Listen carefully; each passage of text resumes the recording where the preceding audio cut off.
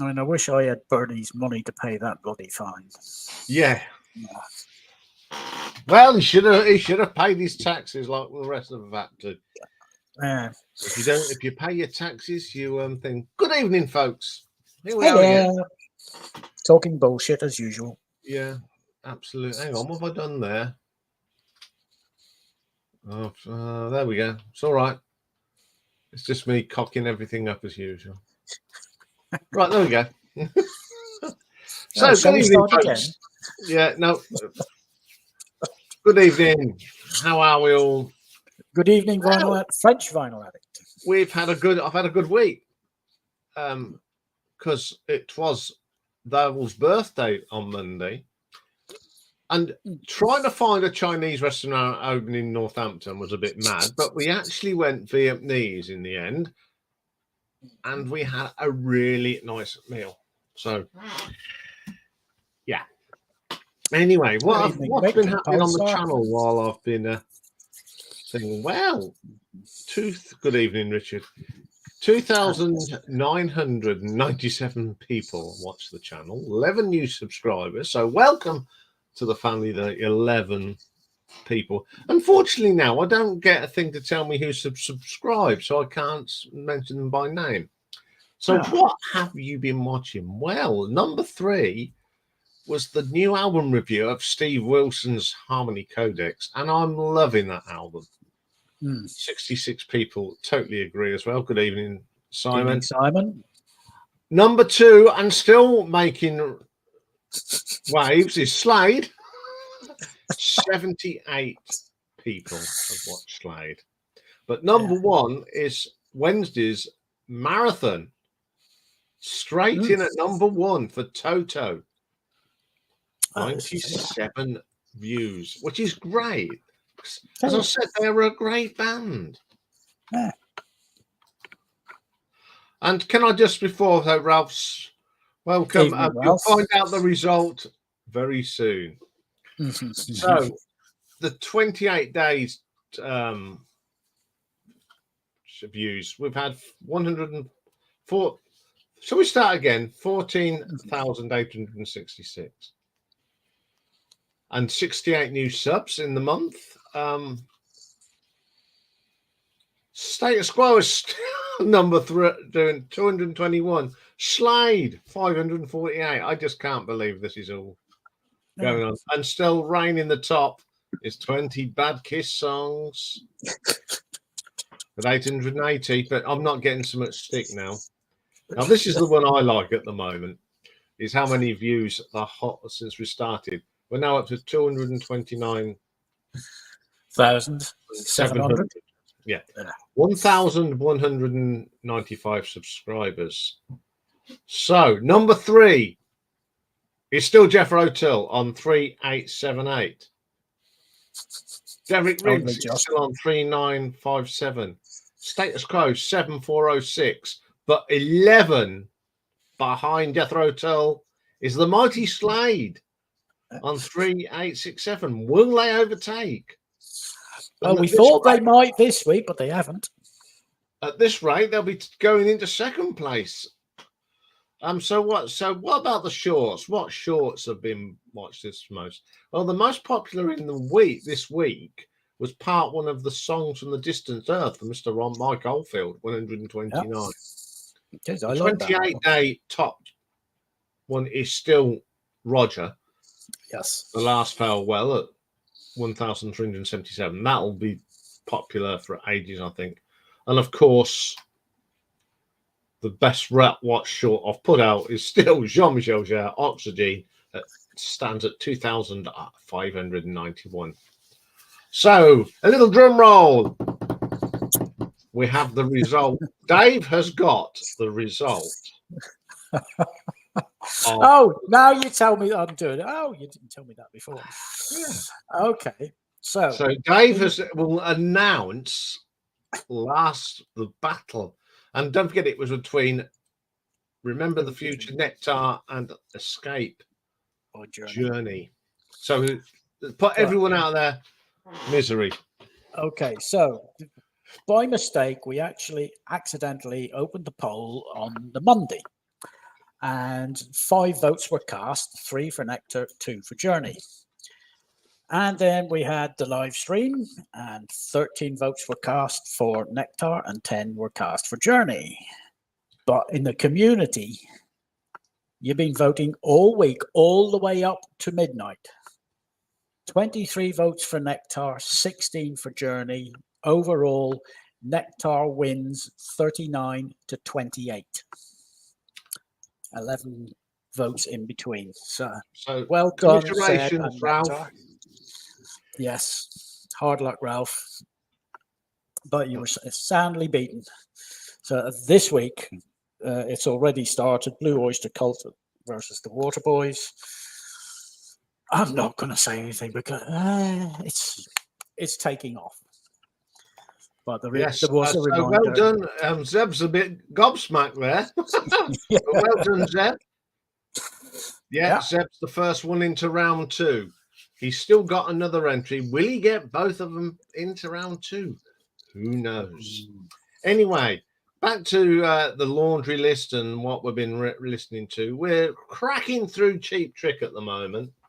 That's 14 out of the 20 albums. Amorphis, I'm getting to say it right now. 10 of the 14.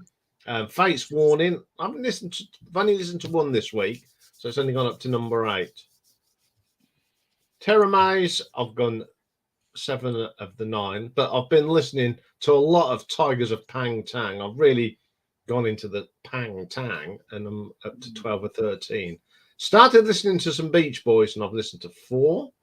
I've listened to One Echo and the Bunnyman and really enjoyed it because I hadn't heard that album in yonks. One of John Cale's, one of Eclipse's, one of White Stripes, their debut album. And I've really enjoyed that. And I've listened to the debut album by Oasis as well. Ones that we've completed are Radiohead and Vampire Weekend. So that's the end of my little first bit. And it is now time for the hatches, the matches, and the dispatches. And I'm not quite sure what. We forgot Steve Hillage solo. That was completed as well. Yes, but that's for something else. yeah, but it's a completion. Yeah. Anyway. So I'm going to click off that because we don't need that anymore. All And do that. Do we need that? No. Let's make this big. There we go. So it's now hatches and matches and dispatches. Right. So 6 deaths this past week. 4th of October, we lost a French electronic musician and composer, Dominique Perrier. He was with bands Space Art and Stone Age, and he quite often was on stage with Jean-Michel Jarre during his concerts. The 5th of October, we lost an Italian singer, Bruno Filippini. He was popular in the 1960s. The 8th of October, we lost Richie Routledge, British singer and guitarist with the Crying Shames. And we lost 3 people on the 9th. We lost Charles Wilburn, aka Buck Trent. He was an American country music instrumentalist. He invented the electric banjo, and he was multi-instrumental. He played the 5-string banjo, the dobro, steel guitar, the mandolin, the electric bass, and the guitar, along with 1 or 2 others. We also lost a musician, American musician and composer, Stephen Lutvak. He wrote a musical piece called A Gentleman's Guide to Love and Murder. And we lost Hugh Friel, an Irish drummer with the band The 8 Tricks. Hatches. We've got 14 this week. So going youngest to oldest, 35 today is Callum Scott, a British pop singer-songwriter. 41 today is Emily Parisien, French soprano and alto saxophonist, jazz musician and composer. And that's a French soprano sax and alto sax.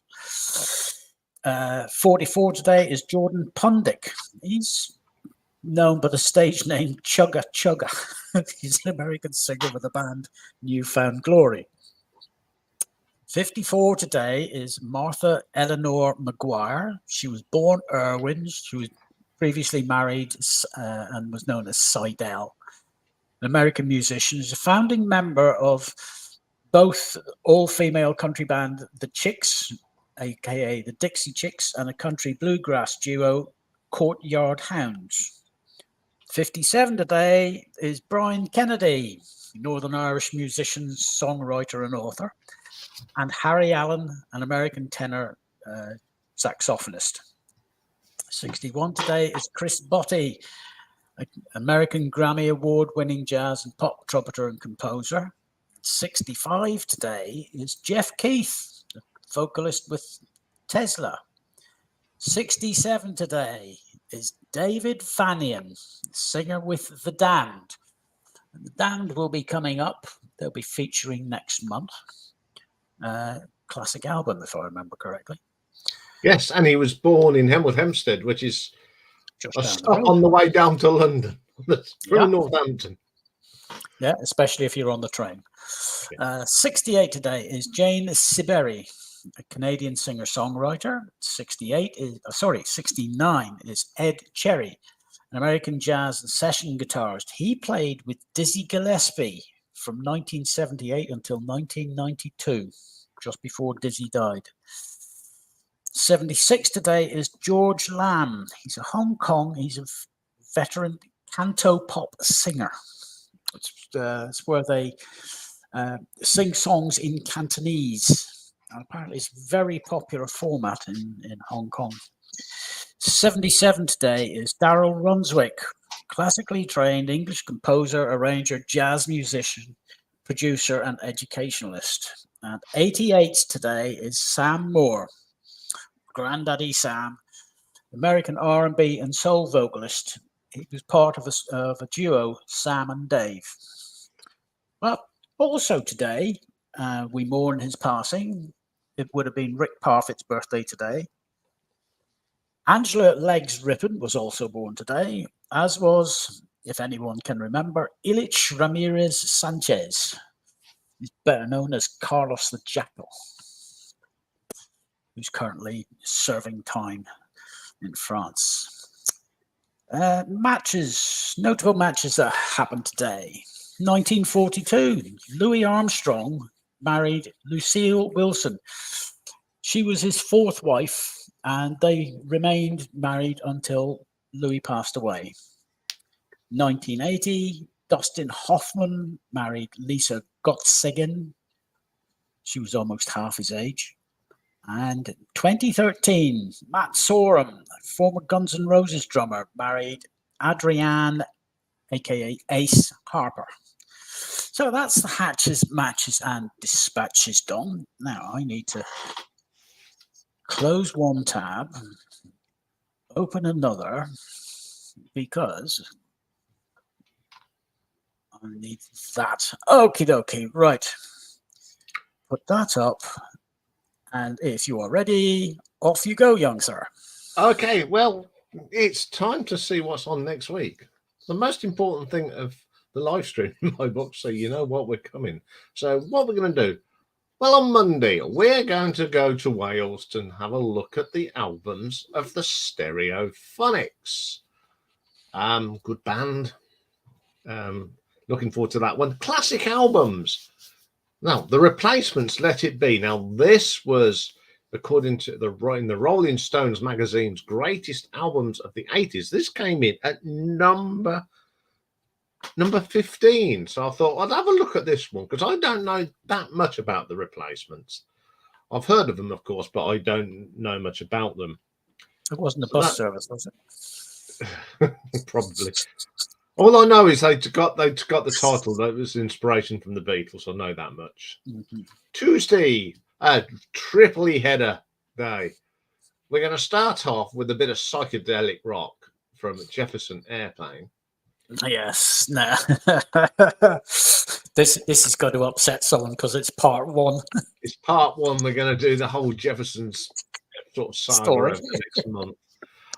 Also, we have got some more oddments from Mr. Mike Oldfield. I know we're going through his albums on the shorts on a Wednesday, but we're going to look at some more of them oddments that he's got. And of course, we've got another birthday. There's lots of birthdays during the month of October, and this one's for our good friend Charles. And we're going to look at the singles that were in the charts on when he was born in America in 1977. Okay, Wednesday is the first of a two-parter, and it's one that a lot of people have been looking forward to. We've been discussing him quite a lot on the channel on a Thursday night, and it's Fela Kuti. Split this into two. Now, I'll tell you now, I don't know if I've got all the albums because there is so much stuff there. So we're going to do 38 to 20 this week. If I've missed any, please let me know, because we can do a separate video on what I missed, because there is so much Fela Kuti out there. It was a great one to listen to, and I still like listening to him today. I've had one of his albums on today, believe it or not. Thursday, we've got another Battle Royale, and this time we've got Nista by The Clash going up against Genesis and the Mighty Foxtrot. Interesting one. So that one will be a good one. Pick a mix. We're going to do the top 10 singles on October 19th, 1963. Good year. Yes. That takes us to Friday, we're going to do some Styx live. I love Styx. I think that's a great picture. It's a modern picture, but boy, is it a good picture. I like Mr. Gowan's revolving keyboards. It's quite funny. On one day, he's going to flip it round and he's going to have to chase it around. And then next Friday, we're starting a new story. Now, this has been a viewer's request. And when it was suggested, I thought, oh my God, this has opened up a can of worms. And we're going to start with, we're going to do Alexis Corner. But we're going to start off with the very thing he actually released. And it was a one-off thing from the Alex Corner's breakdown group, which featured the harmonica and vocalist, Mr. Cyril Davis. So that is next week. Some really varied stuff again next week. So let's stop that and I'll come back and play, as they say. There we go. Let's hit that button there. So we have one other bit of housekeeping to do. So I need to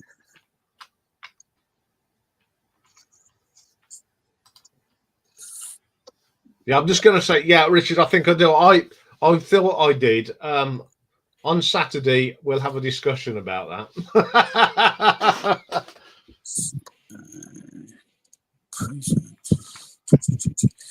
And I want. Oh yeah, I last time I spoke to Richard as well. I apologise. I'll talk to you all about this presenting the draw, but we can do that thing. So yeah, best of luck with Fela Kuti. Yes, it was a good one. Right, and there we go. You should. Hopefully, you've got a wheel up. Yes, we have, because we've I've done the schedule for November today.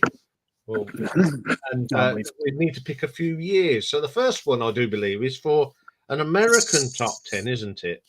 On the 16th of November. And whoops, I nearly showed something there. We don't want people to see. I think, was it 1974 we have to avoid? Yes, because of Mick's girlfriend, Becky, it's her birthday that day, and we don't want the same year. Yes, because we've already done her US top 10. So that must have been. Here we go. What year am I going to have to dig out this time?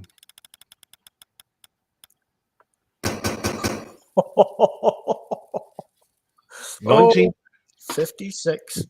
There was a chart in America in 1956, wasn't there? No, it was 58, I think. That will be done on music. Oh, crikey. Yes, you can. Dave will have to do what he's done for 1953. He knows a site, so you'll have to do what you did before for me. Oh, that's good. Oh, crikey. Okay, 1956 was the first one. Okay, and one other. This is for the 30th of November. The top 10 in the UK on 1985. 1985. That'll be an interesting one. Yes. Okay, I've made a note of that and that. Okay, so I can stop sharing that, to close that, and then Right, let's get the thing up and get some of the gang up. Let's do that first. There we go. 6. So, No, in, well, ooh, yes. in the next okay, few months, there are going to be a few changes on the channel. In January, we have a rebrand, but first coming is a new background and etc. That's the first thing. That'll be happening in the next couple of weeks, because that one at the back it's on its last legs. It's literally falling apart. It's literally falling apart. The bottom of it's held up by a bit of string at the moment. Well, it did what was needed at the time. Yes, so that's happening. Also, I'm hopefully going to I'm going to upgrade the microphone, because sometimes it's quiet, sometimes the thing, and the camera, because it keeps blurring, which has been annoying. Going up. Yeah, that's because whenever you move in your chair and you lean towards the camera, it focuses on you, and then you sit back and it can't change focus that quick, so it loses focus. But yeah, so hopefully we'll have all that, and then of course we're having not a total rebrand, but a few bits. An update. That's all quite posh. Some new thumbnails and just some nice colours, and I've done my research, and I've had some help. A little bit of uniformity. I've had some fun, and I want everyone. I'm going to mention this. I don't know if she'll be watching, but can we just have a thought for our good friend Naomi? Yes. I've spoken to her. We've done like message things on WhatsApp, so she's okay. Yeah, she's got keeping her head down. So I said that I'd mention that she's okay. So I'm sure you all want to wish her things. The best way to do that is actually, because I know she's not putting anything up at the moment, if you just want to go and find one of the old videos on the channel and just leave us some messages, I think she would really appreciate it from you guys, because we have got things planned, but at the moment everything is going to be on hold. Let me just check something here. There. That. Oh, you have 5 or 6. Well, there you go. Let's see what you've probably got. He's got Abacab. I'd say he's probably got that Sweet album. He may have the Peter Gabriel and Pink Floyd. Yeah. Well said, Richard. Well said. And there's a link to Naomi's channel. Yeah, so if you've got 5 minutes, go and leave a message and keep safe, and I'm sure she'll appreciate it. Hello, Richard. How are you? Welcome to the Madhouse. Yes, I'm looking forward to. Doesn't have bottom middle. Ooh. Oh, that one there. It's a compilation album by one of my favorite rock bands. Yes, Rocky. That is a compilation called Deep Purple, the singles A's and B's, and it's on the Harvest Heritage. Anyway, current voting. It's 11-6. Wait a minute, folks. Yours truly wants something. He always does. Oh, we're up to all sorts of evil madness. This is the madhouse. Which one's going to fall down first? Bottom left. Have a guess. I sorted that out. Anyway, as you know, I had a birthday this week. Hang on, you've got us intrigued. You disappear, come back with a pile of books and say that's it sorted. No, I had to sort his lordship and I forgot to bring these in anyway. So, my mate Lee, for my birthday, he says I don't read enough. And he's absolutely right. Yes. So he's brought me 4 books. They're all books about British people and people that I really admire. So the first one he brought me. Oh, okay, right. It's Right Said Fred. It's a book about funny anecdotes of his cricketing career, which I'm looking forward to. A person that I've actually met. Oh, Lottie, yes. The legend that is John Motson, and that looks a really good read. And then he's brought me a book on one of my favourite comedians of all time, the Big Yin himself. Oh, yeah. There are several books. This is the Tall Tales and Wee Stories. That's a good one. That's a good one. But the one that I am so thrilled to get, written by music journalist Mick Wall, and we was talking about him the other week. This looks a wonderful book. Oh, I'm envious. That will be a great read. Yes. I've looked at. There's some great pictures of John in here. Oh, excellent. There's like the radio, the famous pictures. I won't show that because there's. Yeah, yes. There's a picture there of him on stage, and he's introducing Tyrannosaurus Rex at Isle of Wight. Oh, crikey. 70. 71, something like. Let's have a look. 3. Soon tell you. 1970. Oh, crikey. Yeah. You were closer with 71. Oh, Richard got the cook's on the ball. Definitely. Yes, Nick, he did. Yeah, I met him.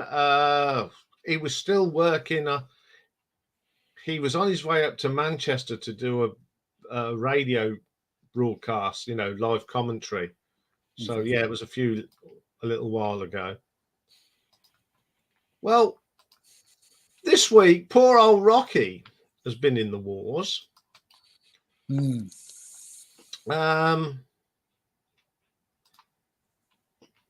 He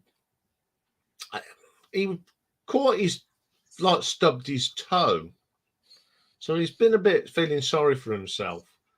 And he's been limping around, and I was told to just rest him up. And we went out for a little walk. He was out for a little wander around where I live, and he made an almighty yelp. And his paw started bleeding, so I brought him in, and it was a bit gunky. And we reckoned that he's had a little boil or abscess on the bottom of his foot. No wonder he's been really quiet for 3 days, and it's one of them where it's nice that he's quiet, but it's not. But the last 2 days, he has certainly made up for it. Yeah, he's had the doggy equivalent of man flu. Yeah, haven't you? Hey, I know he's going to do something in a minute. Oh, Ralph, it's a classic book. That Wakeman's a grumpy old rock star. Yes. Oh, He used to be part of. shit. It's wrecking I think everywhere. it was I can't remember if it was on TV. I know it was on radio. It was Yeah, he's Grumpy Old feeling a lot Men. better, guys. So yeah, just prove he's. Hello, rocks. Oh dear. Oh, snug. Oh, snuggle up. Here we go. You're getting talked at. Yeah. Oh. People love you. I'm sure sometimes you're more popular than me. So there you are. He's okay. His toes a little bit. Yeah, he's still a bit gingerly, but never mind. We're getting there, aren't we? That's it. I know. Yeah, you big softy. He is. You couldn't believe it when he gobs off. Yeah, go and lay down then. Yeah. So. Good afternoon, Lisa. Oh, good afternoon, Lisa. It's lovely that you just come and say hello. I must come and say hello to you, but when you go on air, I'm still in my bed. I will one day, I promise. I'll surprise you. I'm going, ah! Anyway, let's see if we can get some people up. Have any of us met Jonathan Marr? No, I haven't. Have you? Who? Johnny Marr. No, I've not met Johnny Marr. No. I've met Torville and Dean. She was tiny. Oh, she is. She's ever so small. He's our thing. And all I said to them, I said, you know what I'm going to have in my head all day now? Bolero. Yeah. And good evening, Mike. Good evening, Mike. Has winter set in at your end of the world as well? Yeah, it's been a really sunny day here today. Oh, it's been horrible here. Really nice, but it's cold. It's definitely autumn. Oh yeah, it's been absolutely glorious over here. Sun beating down. So long as you're behind glass or out of the wind, the heat in the sun is really powerful. But go out, the wind is it cut through you. Yeah, I mean Monday, but I went out at lunchtime and I was in a short sleeve shirt, which doesn't happen in October.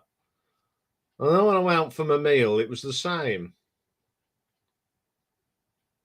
So, but today it's jumper time.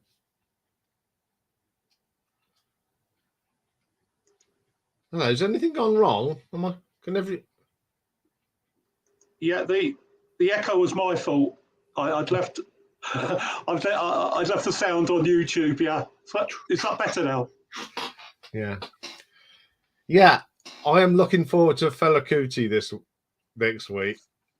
Yeah, I mean, everything I've heard of Fela Kuti, I really like. But as you're saying, there's so much of it. So it'll be nice to get a bit of advice. Well, I've done 38, but there was one, I think it's in the second week, that I didn't realise. So I've had to I found that it was on another album. Well, you don't know if it's an album or an EP with Fela Kuti. No. So if anyone out there, if I've missed ones out, let me know, and then we can do. It's another excuse to do another Fela Kuti out video, really, isn't it? Yeah, that'd be great. Anyway, what do you think of my nice new book I had for my birthday? I think that's brilliant. That's going on my Christmas list. Yeah, Mick Wall wrote it. I mean, I've got quite a lot of books by Mick Wall, but the pictures are fantastic. But, I mean, John Peel's got a lot to answer for as far as my record collection's concerned. I think he has got a lot of this, Mike, I think. We were talking with Lee, who got me in, and we were saying that John Peel, Annie Nightingale picked up the legacy after John. Jo Wiley, Northampton's very own, she's doing it now. But when Jo, who's going to take? There's nobody. There's going to be nobody that's not going to take these independent bands, the underground bands, and bring them to the front. Yeah, I mean, I think Mark Riley does, does a pretty good job. But I mean, I don't think anything compares to the sort of, weeknights Radio 1, sort of after about 8 o'clock, wasn't it, Yeah. on weekdays, you'd get people like Annie Nightingale and John Peel at 10 o'clock. Yeah. And that was a great time, just to listen to music, really, So I yeah. mean, they split Radio 1 into 3, 4 different stations. You got the standard Radio 1, you've got Radio 1 Dance, Radio 1 Relax, Radio 1 Extra. Yeah, that's right. And I mean, there's other stuff, isn't there? I mean, Six Music, you could say, and and there's the Asian network as well. Yeah. Lots and lots of contemporary pop music. It's great. Yeah, I think Radio 6 Music's I think John Peel would have approved of 6 Music. Yeah. Oh yeah, because you've got 6 Music, which it builds itself as a new music fix. You've got Radio 1 that builds itself as Radio 1's future pop. You've got Radio 1 Dance, which is billed as classical essential mix. Relax is Relaxing Love. And Radio 1 Extra is DJ, who's on now, DJ Target. It's such a mix. They split it that you don't have a cohesive. You go to Radio 1 for modern stuff. You go to Radio 2 for classic stuff. You go to Radio 3 for proper classical orchestral. Yeah. I'll say, Radio Noma, I agree with you. Stuart McConey. Yeah. Really, really good, for... what was the thing that he does where he plays weird stuff? Is it called the Freak Zone or something? Something like that, yeah. I mean, I like Stuart Marconi. I think he's We've caught Nick eating his tea. Yeah. I do. Cornflakes. Cornflakes. I couldn't be bothered cooking. Nothing wrong with a bowl of cornflakes. Good evening, Rob. Hi, how are you? I'm doing well. Hi, Rob. Hi. Dave's having problems with his mic. Yeah, we'll get over it, won't we? Yeah. Yes, I'm getting a new microphone. Yeah, I heard you saying that you're having a bit of a revamp. Yeah. Things are falling apart, just like me. Got the major relaunch in, well, not the relaunch, but the rebranding in January. My daughter's going to be upgrading her phone. So what usually happens is I get her old phone. So I should get a bit of an improvement on my microphone as well and picture. So yeah, I've been playing about tonight before I came on to try and get the light right and everything. Yeah. And I think I've not done bad. So I'm also going to get a new camera. I've seen this really nice camera. Yeah. Well, you gotta, if you want your channel to grow, you have to do these things. Yeah. I mean, I'm thinking the same. Now I've decided. I'm in for the long haul with the VC. So I need to update lights and better camera and everything. You can't escape that easy, Mike. I know. They follow you everywhere, don't they? Yeah, because it's coming up to a year, isn't it? To you, I bet has it gone? How many videos have you done in a year? It's less than a year. It's 9 months now. 9-10 months, isn't it? Yeah, so how many? About 9.5 months. Because I started in January with your vinyl. How many videos have you done? I can't remember a fan, but it's probably about 60 now. That's some going, that. I know, but I've got nothing better to do, Rob. But when you start your channel, Nick will tell you this, you get a bit giddy, don't you? You do quite a lot you seem to do more content in the first year. Well, yeah. I And then suppose you there's do. me. Well, yeah. I mean, you're the exception, are you? Yeah, but it keeps me out of mischief. That's the thing. Yeah. How are you keeping, Nick? Are you on the mend? Are you cooking with gas? Yeah, I'm fine. Yeah, plodding good. along. Good. Bit tired. I've been to South Wales today. All right. Cool. That's a bit slow, isn't it? What's it Yeah. like driving at 20 mile an hour? I wouldn't know, mate. My wagon does 56. It's fitted with a restrictor by law. Yeah. Have you So been up to any record fairs lately, Nick? You went to Reading, didn't you, about a month ago? Yeah, I'm going again next month to Reading. I'm going down to Camden on Saturday with my daughter. Yeah. There's a few record booths on Camden Market, and there's a little record shop as well. Yeah. So I'll have a mooch round there and see if I can pick up anything. I'll take some footage as well. Yeah. I thought about, mind you, if I say what it is, somebody else will probably start doing it.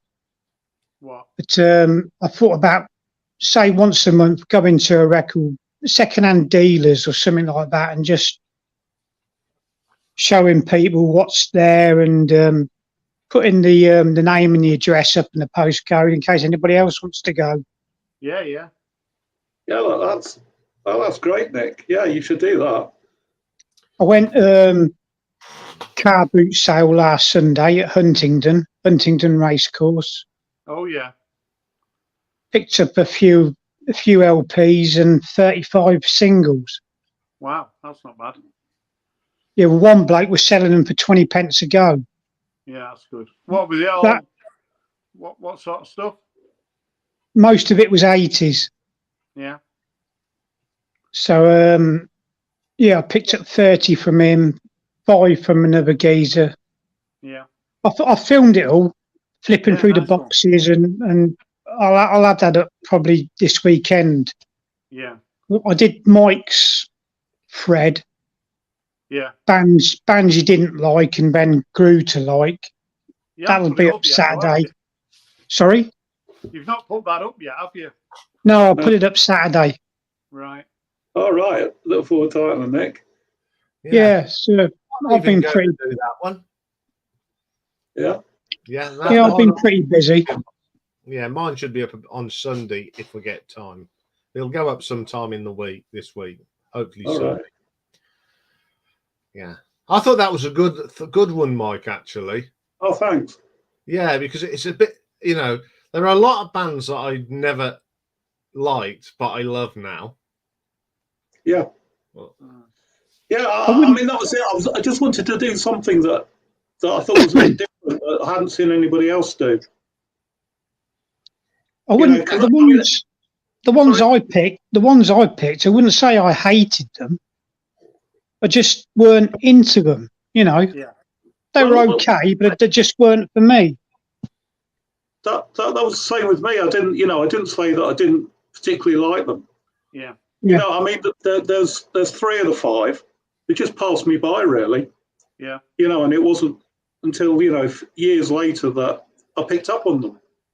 I mean, particularly Mogwai. Yeah. And it was because of a Channel 4 sci-fi horror series that they did the soundtrack for. Yeah, I've got. And I thought, yeah, that's good. Yeah, The Revenant. Yeah, it's good that I've got that.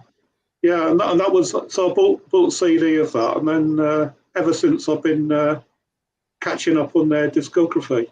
But they've got a lot of stuff. Yeah, there's quite a lot of soundtrack. Have you got the Zidane? Have you got the Zidane? I haven't got the Zidane. No. I've got that. Yeah. Is that as in the footballer?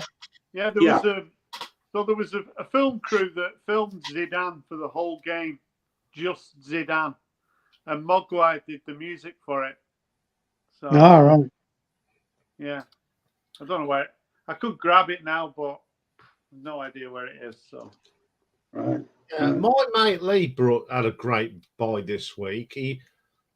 can't remember where he said he was, but he's brought all Canadian imports of all the Beatles albums, Right. a whole lot for 58 quid. That's not bad, is All it? right. No, he said the only one that's the sounds bad on it is the Sergeant Pepper's. It jumps on the first track, but he says it's nice to look at them. There's a couple of albums in there that have not been released in the UK. Yeah. He said he couldn't let that go at 58 quid. How many go around the panel? So, Mike, how many Beatles albums have you got? He's got the whole lot. I've got all of the British releases. Oh, Yeah, Mike. I knew he was a closet Beatles fan. Yeah. Yeah, well, I mean, so, yeah, okay, I admit it. You know, it's an haircut god. But I mean, somebody said to me a while ago that sometimes the VC is almost like a conspiracy to get you to hate the Beatles. Yeah. Because these people bang on about them all the time. But I mean, I do find it quite interesting. You know, a lot of these US releases of Beatles albums. I mean, most of them, the covers are absolutely dreadful.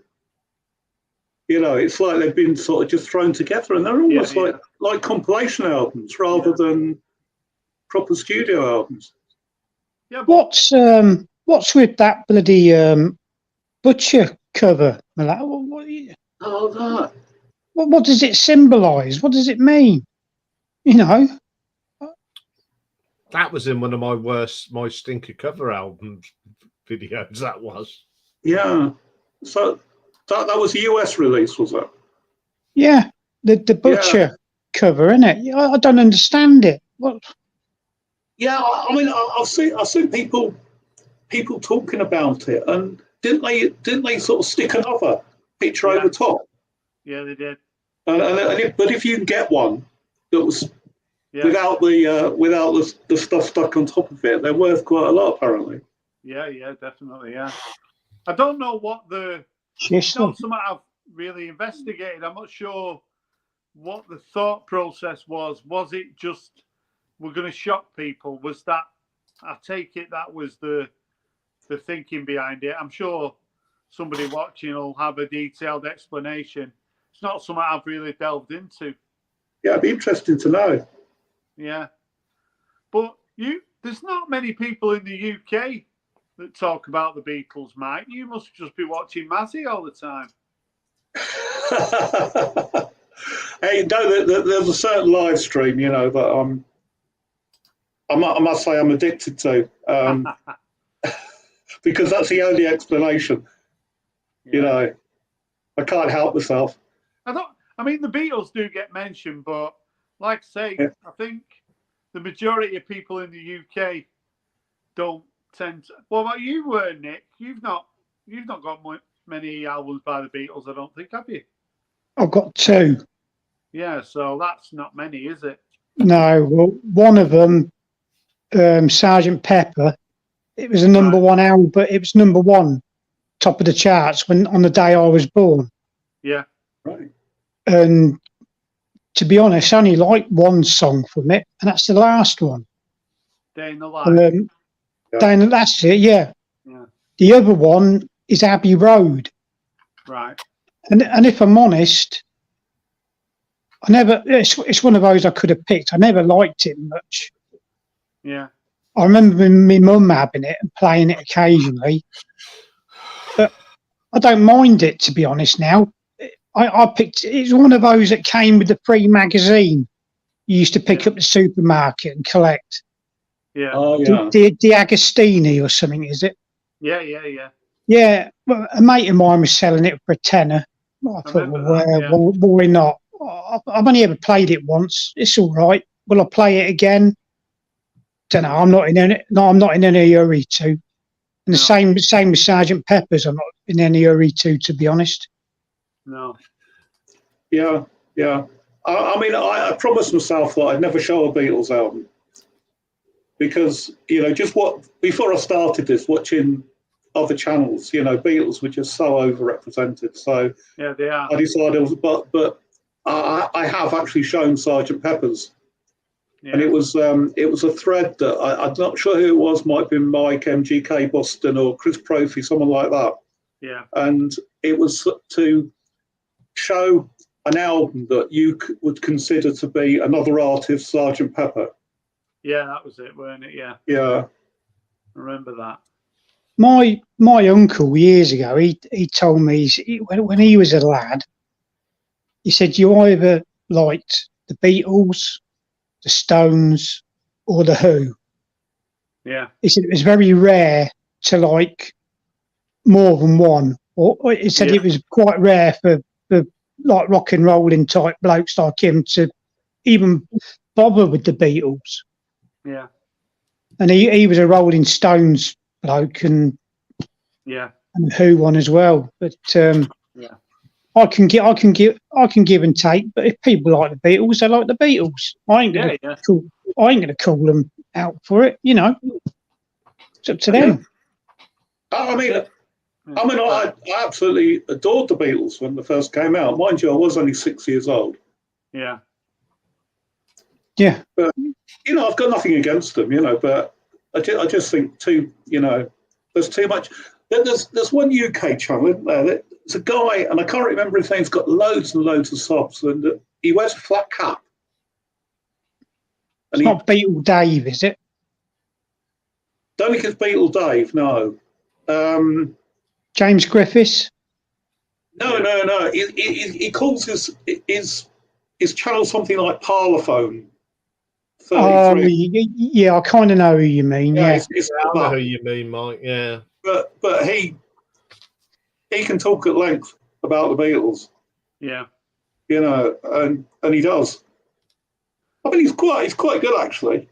But Beatle Dave gave you a mention, Nick, on one of his recent videos. All right. He showed a Damned record, and he was talking about you, Nick. He said that you were a fan. Yeah.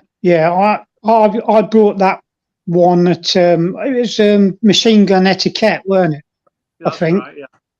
Yeah, I got that from the record fair at Reading. I haven't I haven't played it yet. Yeah, I've got an original of that. Have you? Oh wow. Yeah. I've seen original copies, and you're looking at 50 to 70 quid. Yeah. Ones I've seen, and a bit rich for me. I saw the Damned in 1980 with UK subs. Oh, brilliant! Oh wow. Yeah, I've seen the UK subs. Yeah. Saw them with Peter and the Test Tube Babies. Oh yeah, I saw Peter and the Test Tube Babies. Yeah. They were fantastic. I think me and my daughter preferred them to the UK subs. Yeah. My old Charlie Harper's knocking on a bit. He's 80 something, I think. Yeah, he was really? God. Yeah, he was 40 odd when I went to see him. But I love the UK subs. He did those runner singles, Stranglehold, Tomorrow's Girls, Warhead, Teenage, Party in Paris. They had some real, and they were all on coloured vinyl as well. So I was a sucker for sort of blue subs in 79, 80. Blue vinyl, wasn't it? Blue vinyl, pink vinyl. Yeah, I saw the Damned at the Derngate, Nick. They were the second band to ever play at the Derngate. Oh, but I'll tell you who's playing. I think they're at the Derngate soon. The original lineup, Sham 69. Yes. Oh, real. I'm tempted.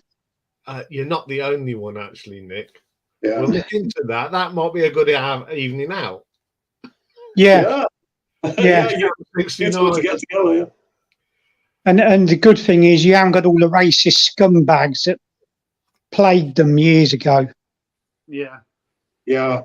I mean, that was a real blight, wasn't it? Sort of early 80s. I mean, Madness used to get it, didn't they?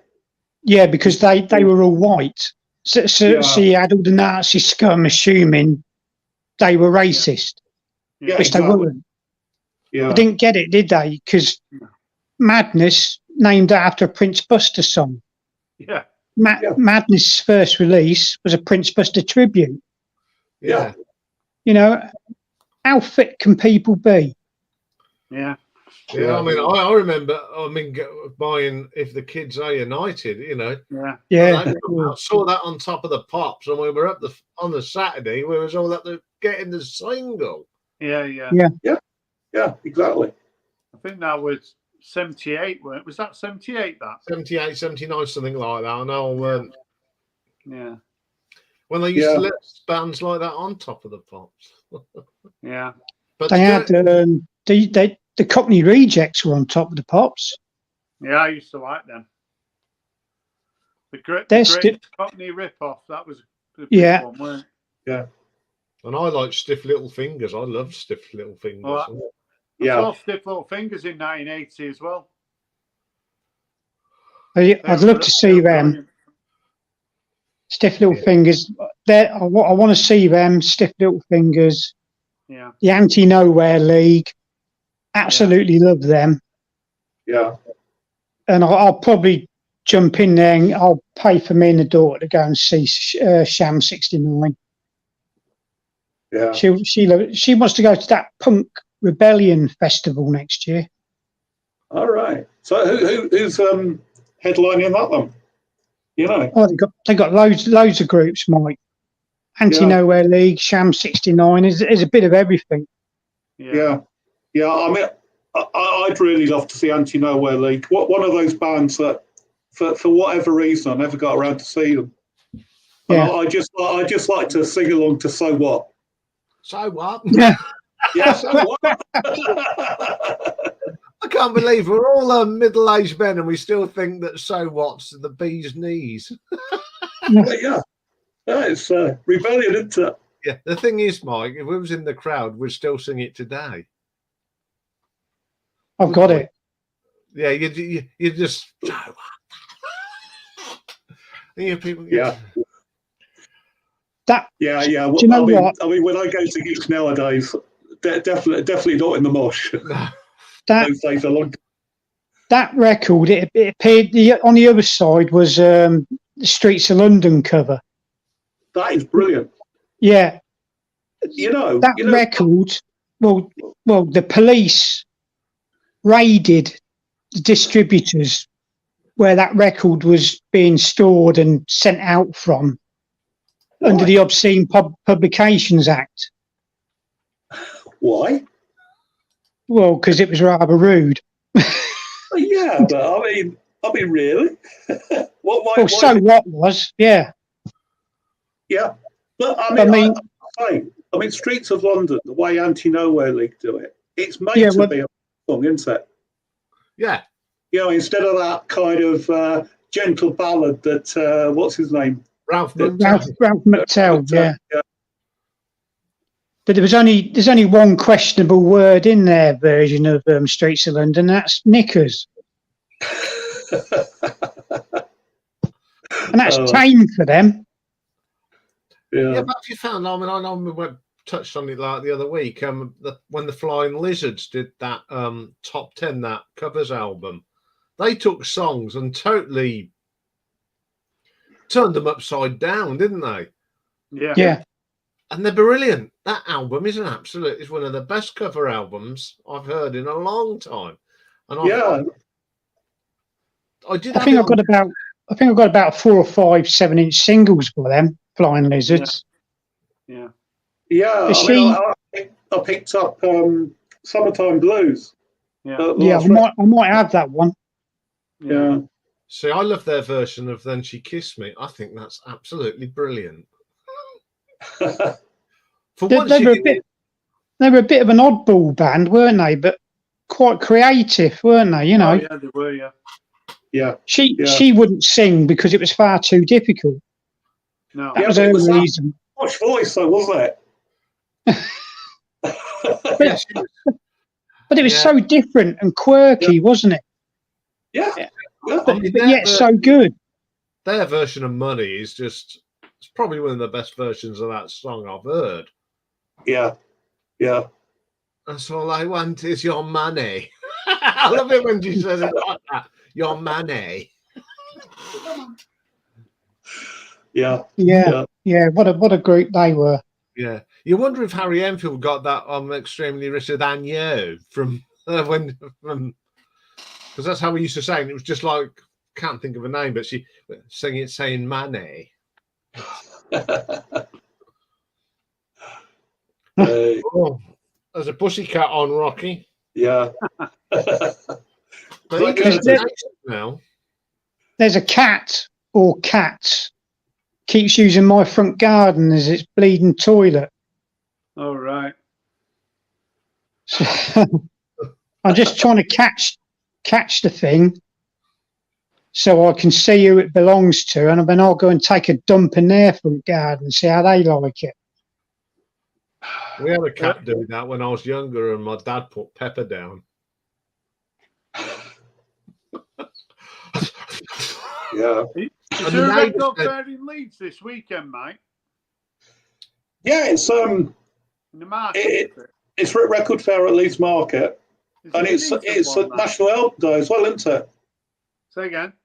National Album Day. Yeah, is it tomorrow? It's Saturday. Are you gonna? Are you getting anything? Yeah, I'm gonna get Susie and the Banshees, The Rapture. Oh yeah. Yeah, so it's a double. And I quite like the look of Blur's One Life is Rubbish. I know. I like the cover of that. Yeah. Yeah, it's a good album, that. Yeah. Have you seen what's on that list, Nick? No. It to me, it's just another record store day, isn't it? Really. It's similar. There's some good titles on it, though. To be fair. Yeah. Where can you see the list then? Well, if you go On online, the Record Store Day site, isn't it? you'll find it online quite easily. Yeah. Yeah, if you go on RSD UK. Thing is, last record store day, I was looking through HMV in Kettering. Yeah. I always pop in here and have a look, see if there's anything on sale like that I might want. And I said to the young lad behind the counter, "Have you got any record store day leftovers?" He didn't have a bleeding clue as to what was going on about. No, they don't really do it at HMB, do they? Don't think they're allowed to, are they? Because it's not. It's indie shops, isn't it? Yeah. Oh, I didn't know. No, It was started by a sort of cartel of independent record retailers. Yeah, 2008, weren't it? I think. Yeah, probably. I was kind of interested in it record store day a few years ago. Yeah. Because Madness released One Step Beyond, the single on picture disc. Yeah. And I had to go to work that morning. I got home, had a quick wash and change, and I thought I'd look online. And I went on eBay to check something I was looking at, and it kept coming up. People had brought it and were flogging it for 3-4 times the money. Yeah. Yeah. And I thought, well, you thieving, robbing bastards, pardon my language. Yeah. It's to me, okay, it's up to you. If you buy more than one copy, if you're going to flip it, then it's up to you. But I think it's wrong. I think it's bang out of order. And I thought, well, if that's what record store day is about, you can keep it. I don't want to know. Yeah, I'd rather go to second-hand dealers and buy a second-hand record. At least they're more grateful for it. You know, your custom and all that. Yeah, I found the list. We've got. I'll go through some of the ones that might interest us lot. Obviously, there's Blur, Modern Days, Rubbish. Bob Dylan, Time Out of Mind, up there. Catatonia's International Velvet. Dinosaur Jr., where have you been? Blimey. Christ, I heard that name for years. Yeah, Duster Strategy. Fat Boy Slim, you've come a long way. Garbage, version 2.0. Jeff Buckley, Grace. Left Field Leftism. Lighthouse Family, Ocean Drive. Mark Ullman, Tenement Symphony. Simply Red Blue. Sonic Temple Pilots Core. Robert Miles Dreamland. The Cause, Forgiven Not Forgotten. The Cranberries, Everybody Else Is Doing It, So Why Can't We? Yeah. Some good ones here. James Lade. Yeah. James Goldmother. Paul Weller, Wildwood, Rob. Yeah. Automatic for the People. Yeah. REM. Yeah, some good albums. There's some really Susie the Rapture. Yeah, Stereophonics, Performance and Cocktails. That's a good album. Melanie's Chizo, Northern Star. Now that's and That one, the Spice Girls. Yeah, I like Melanie C. Is she the sporty one? Yeah, Sporty Spice. Yeah. Yeah, there's some good records there. Yeah, I mean that Stereophonics album. Is that the one with the black and white photograph? Yeah. Kissing. Yeah. Yeah, that's a great album, isn't it? I don't remember seeing that. Oh, well, yeah, it's on the list. Yeah, I might get that. I know. Yeah, I mean, I'm doing Stereophonics on Monday, and it was a hard one because I think they're all good albums. You got good albums, haven't they? Yeah, I hate it when I get bands like that all are really all good albums. Like Toto this week. To me, Toto never put out a bad album, a bad track, but a lot of the Toto albums are just great. Yeah, I've only got one Toto album. It's the one with Africa on it. Is it Toto 4? That Toto 4, yeah, their biggest selling album. Not my favourite. The one before that, was that the one with Hold the Line on it? Toto, that the debut, that's got Hold the Line on. Is that the debut? That yeah. It's got that lovely instrumental child anthem. That da-da-dan. Yeah, I've not. I only know Hold the Line, and I know Rosanna and a couple of other tracks on that 4 album. Yeah, it's a good album. Weren't the Elvis Costello's backing band on his debut or something? Was that Toto? I think so. Good evening, all the way from Canada. Hey, how are you doing? Not too bad. How about you? I'm doing good. Lovely to see you. Yeah, lovely to see you guys. So what have you been up to? What have you been buying? Buying? Not much this month. Not much. I went to America about 3 weeks ago in Burlington. That's Vermont.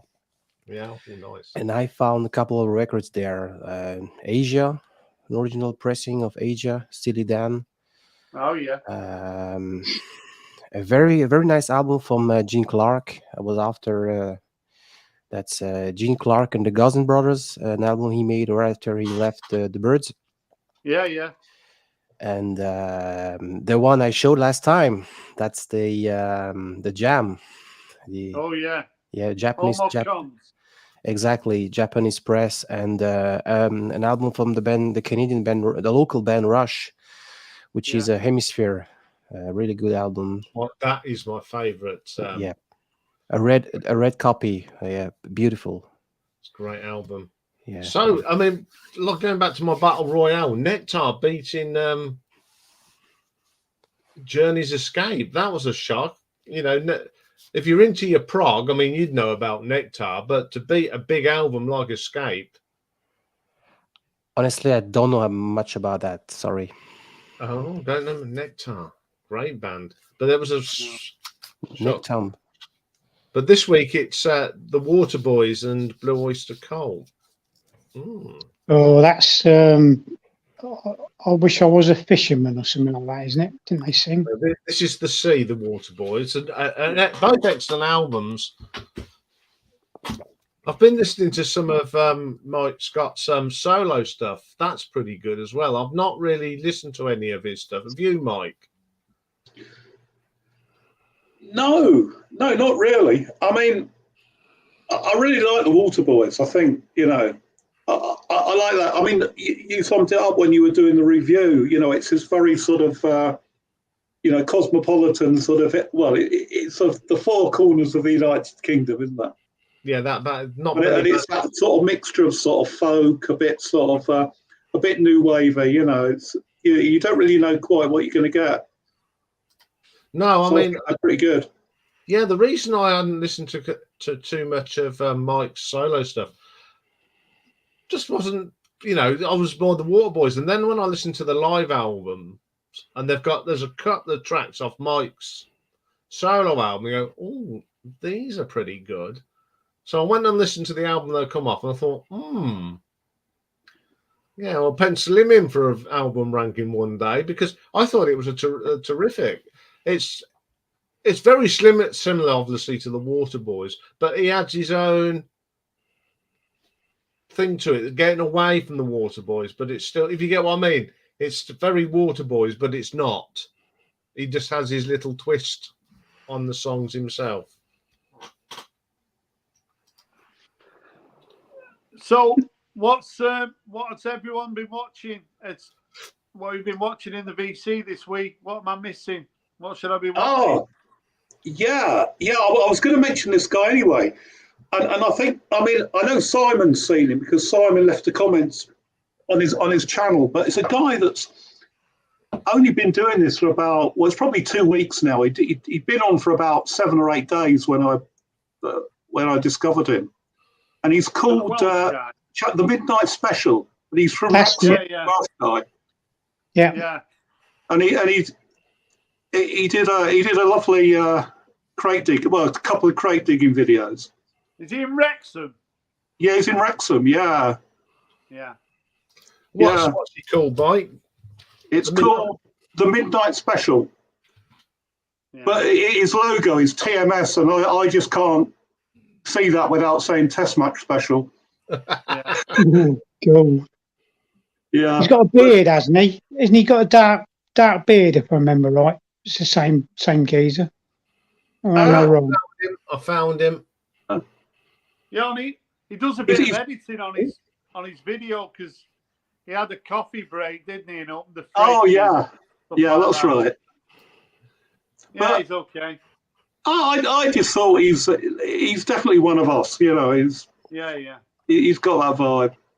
It's always nice when you start your channel and then you kind of get discovered, don't you? And you get a nice influx of subscribers, and people leaving nice comments. Yeah, that's right.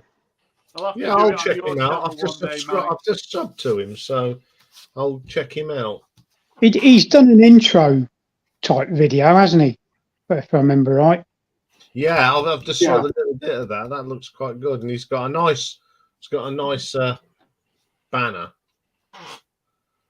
Yeah, the Vinyl Monkey did his 100th video, didn't he? I've not watched that yet. It came up, but I've not watched it yet. Is he good? Yeah, he's just I haven't watched it all. I watched sort of probably half of it, something like that.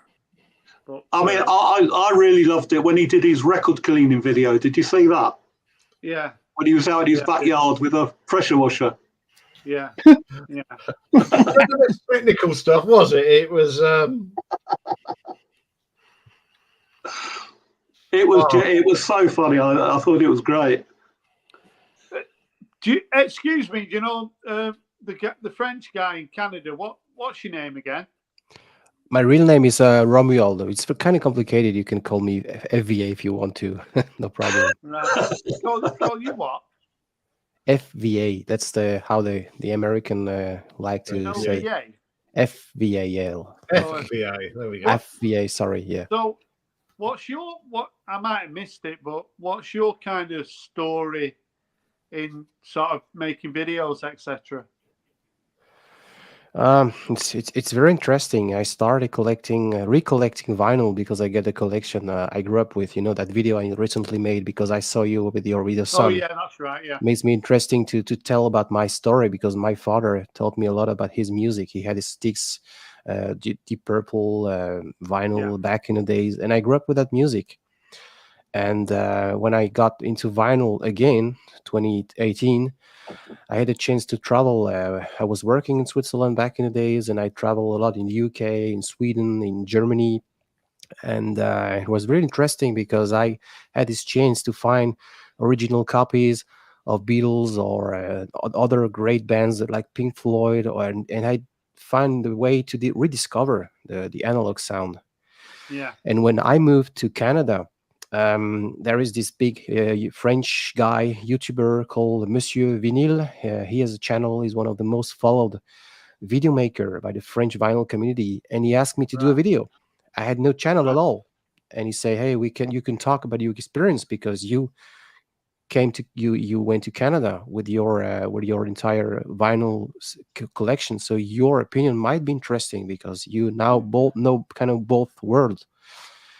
And it made me want to start its channel. So now I'm talking about my life over here, how I feel. And he just made a recent, which in French, just made an interview of myself, and I talk about how it is like to live here in Montreal, in the French-speaking part in North America, finding another treasure and so on. This is how the whole thing started. If you want, Sounds really interesting. I'll have to watch that, mate. Yeah, I'll tell you what I've watched, and I've thoroughly enjoyed it. And he's sitting there, Rob. You're one about the illustrated covers. I thought I'm really into my covers, and Yeah. you showed some really good covers there. Yeah, it's one of the things when. So I mean, Mike and Nick will tell you, and you know, if you've got a channel, you've got challenges when you've got a channel because there's only really sort of 4 different types of video you can do. You can either do a whole video, you can either do a series, so show your favorite years and keep doing it, or you can do a thread or do a contest, or you come up with an original idea. So I always think if you've got a channel, you've got to try occasionally to come up with something. And it's not easy because everybody's, you know, a lot of ideas. You come up with an idea and everybody's done it. So I'm always trying to come up with an idea that maybe nobody's done before. And people talk about album covers, but I couldn't find a video on illustrated album covers. So, and there's so many that I really like. I had to leave a lot out. There's plenty of other ones, you know. Yeah. If you watch the video, you know, I'll show some that you know, but there might be a few that you don't know. See, one of my favourites is the Blancmange. Can't think of the their debut album. Yeah, that is a love. I love that cover. Yeah, I've got a few here that I didn't use. So, see, Michael said he's going to do the worst illustrated album covers. That would be, you know. Yeah, why not? Why not? You know, there's that one I didn't use. I was going to use that one. Yeah. And then that's a great cover. This Father John Misty is another one that I could have used as well. I've got loads of them. You could do a part 2, Rob, couldn't you? No, I don't. You know, it's just nice like this one. So, but yeah. You know, it was a good one to do. I enjoyed doing it. Well, yeah. I mean, there's some really good cover art. I mean, it's rumoured, isn't it, that some people buy albums just for the covers. Yeah. I have. Yeah. I've done it in the past. I know I have. Yeah.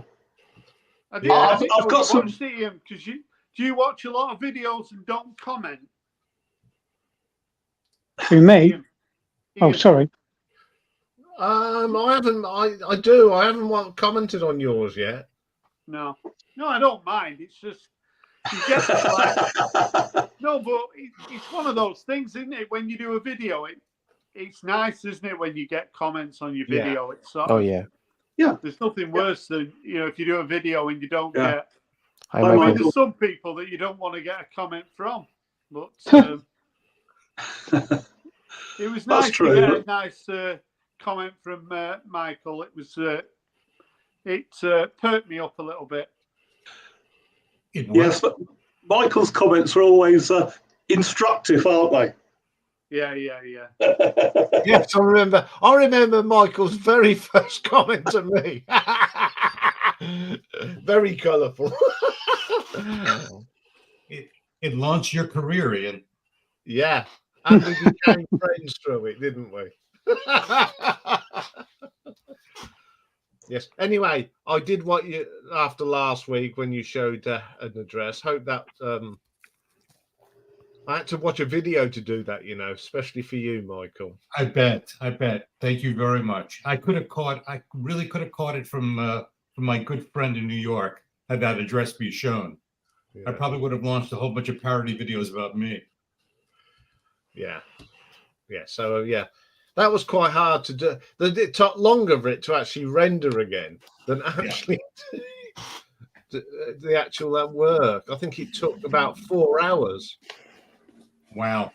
Yeah.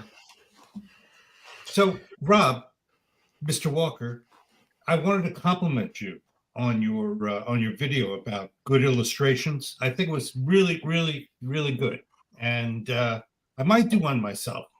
But in the meantime, I just want to show you a couple that I think here is probably one from the 70s, right? Where they glommed this off of Escher, but I just thought this was a brilliant use of illustration, right?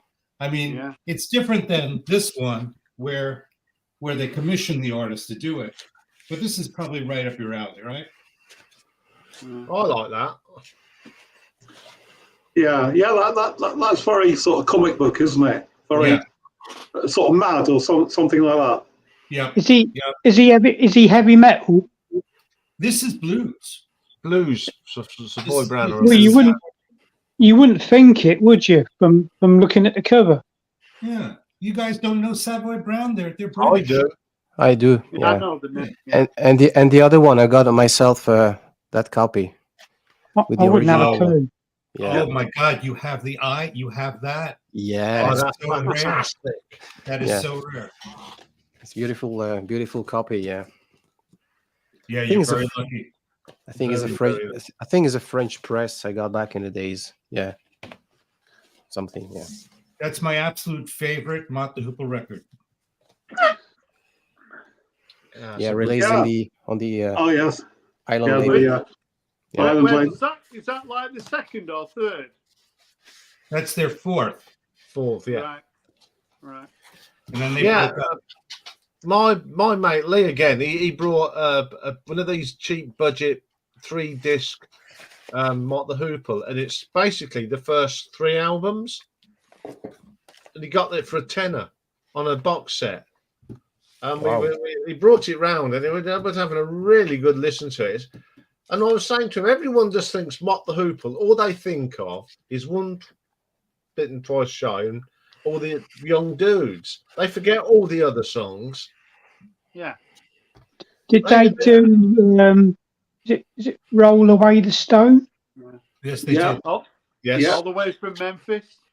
Honolulu Boogie. Yeah. Foxy. Yeah. They were a band, I thought, that we was discussing this on Monday night. They were a band that should have been bigger. Yeah, maybe. Yeah, I mean, they had a really good pedigree, didn't they? And I remember sort of like, I mean, particularly in the days before the internet, that sort of you'd get into bands where sort of like one thing would lead to another. And I got into Mott the Hoople because of David Bowie. Yeah, me too. And it was, all the Young Dudes. Yeah. And then you saved their career, didn't it, really? Yeah, because, and then, I realised, Ian Hunter was, great guy. Yeah, we have sort of adopted him here in Northampton because Ian was from Gloucester and he was doing an apprenticeship at Rolls Royce down in Gloucester. And a band from Northampton went down there and he wanted to join. and he transferred his apprenticeship from Rolls Royce up to British Timken, who were based in Northampton. Oh yeah, Yeah. My dad worked for them, and Ian Hunter was an apprentice at the same time as my dad. And then he was in this band, and then obviously he went on to great things, and Mott the Hoople. And although he's not a Northampton born and bred, we do, because he came here. He's sort of one of our adopted sons. Is Ian Hunter. So it's great that we are with Northampton's got that connection with Ian Hunter. Yeah. I mean, I heard on Rob.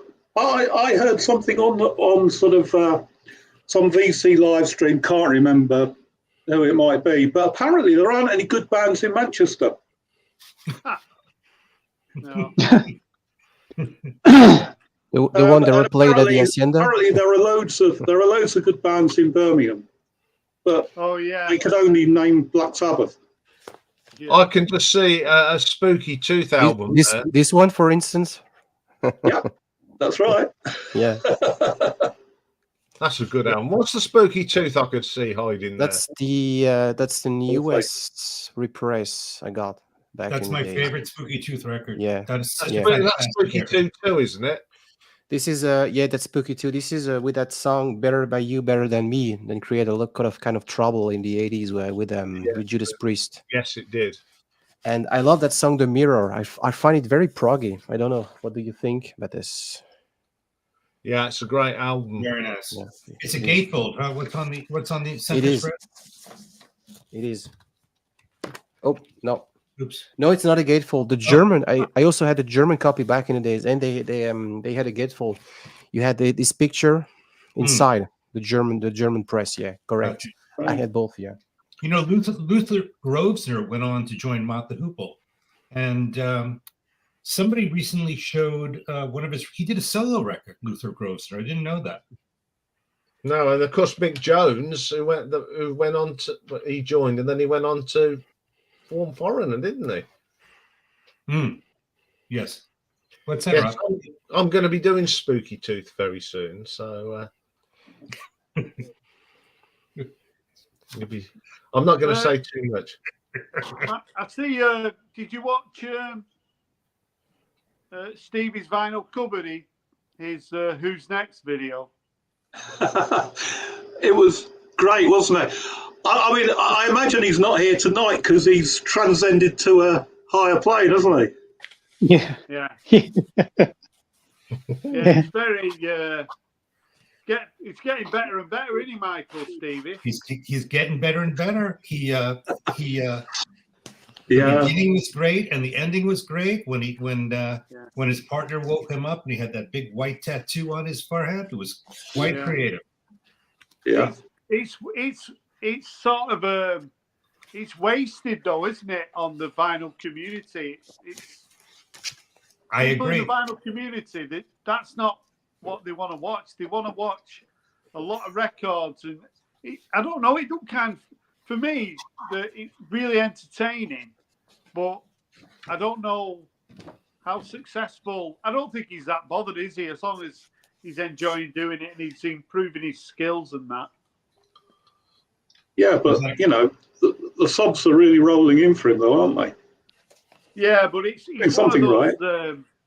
He's what I call a fake channel. So, oh damn! Could you qualify that a little bit further, Rob? He's 100% fake.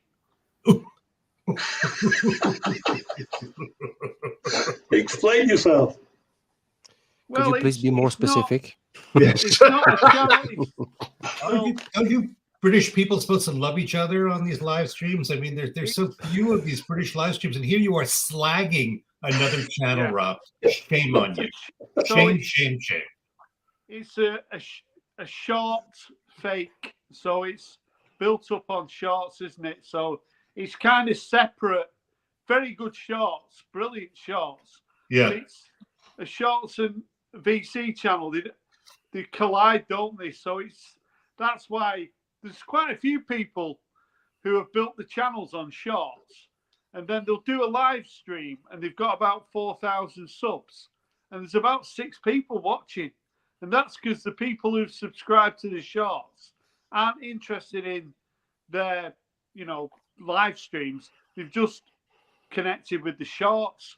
So it's out of kilter, really. I mean, I feel like I'd like to do a few shorts, and I could be a fake channel as well. You do a lot of shorts on Instagram, I notice, Rob, but you're not showing those on YouTube. And I was wondering, why is that? Yeah, well, I just put them on my story, don't I? So it's just a little bit of entertainment for people, really. That's all I do it for. But you don't want to show them on your YouTube channel. You want to keep it separate. Yeah, and it's like my Instagram does not promote my YouTube channel, whereas a lot of people, they advertise their YouTube channel, don't they, on their Instagram? But my Instagram's not for that. It's just for people I know generally and people who I like. I've got for two people I like, so I'm not sure why you're watching. So. Yeah. We were all getting along so nicely, weren't we? These shorts are a lot of work. I've got 2 separate accounts on Instagram. So yeah. One's there to promote the channel, and the other one's my private one. Yeah, well, I had quite a bad experience, didn't I, with people giving my pictures to other people and then showing them on a live stream. I mean, you can't really get much lower than that, can you? Not really. Oh, yeah. I mean, there's no accounting for how low some people will go, is there?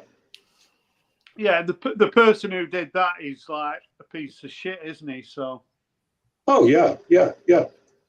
So. Oh well, there's another parody for someone. Absolutely, and Did you find out who was doing it? No, because